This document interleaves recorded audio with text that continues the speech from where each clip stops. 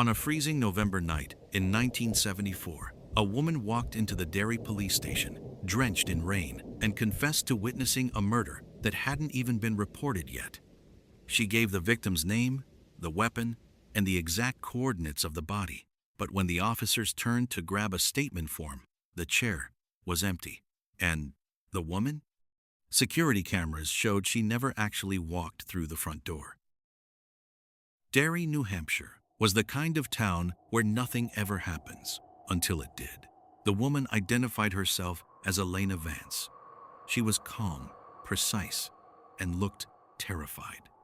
She described a crime so brutal it made the veteran desk sergeant visible flinch. But here's the problem. There was no Elena Vance in the state records.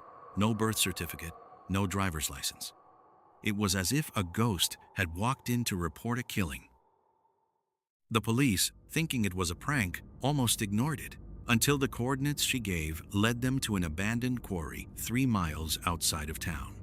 There, buried under fresh topsoil, was the body of 22-year-old Marcus Thorne, exactly where she said it would be.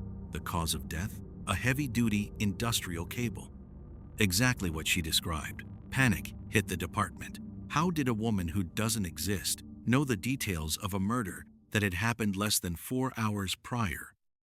Marcus Thorne was a quiet man with no enemies, but the crime scene was personal. Overkill. As the autopsy continued, a strange detail emerged. In Marcus's pocket was a photograph taken 2 days before.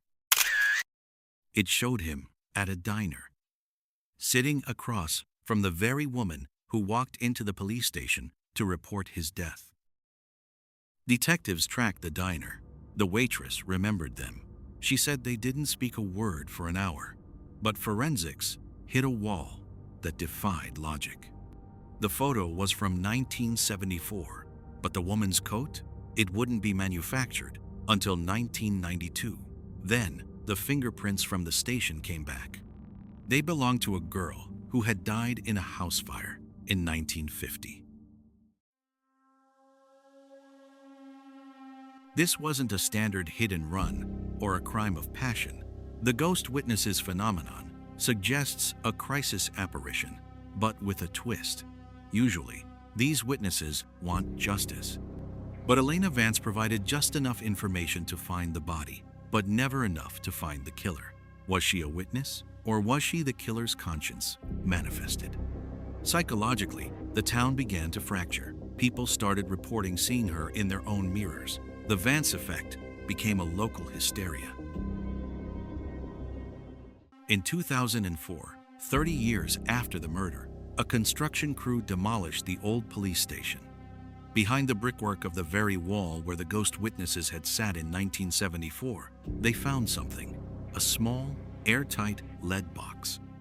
Inside was a confession letter, dated the 12th of November, 1974. It was signed by Marcus Thorne, the victim. The letter said, "I killed her in another life, and now she's coming to make sure I don't survive this one." The case of Marcus Thorne remains officially unsolved. The woman was never identified. The fingerprints never matched a living soul. Some say it was a hoax. Others believe the universe found a way to balance a debt that was decades overdue. To this day, if you drive past that quarry at 2:17 a.m., your radio might pick up a single looping sound, the sound of a woman crying, followed by the click of a hanging up phone. Was Elena Vance a ghost, a time traveler, or something we don't have a name for yet? Tell me your theories below, because some stories are meant to stay as crime in the shadows. I'll see you in the next file.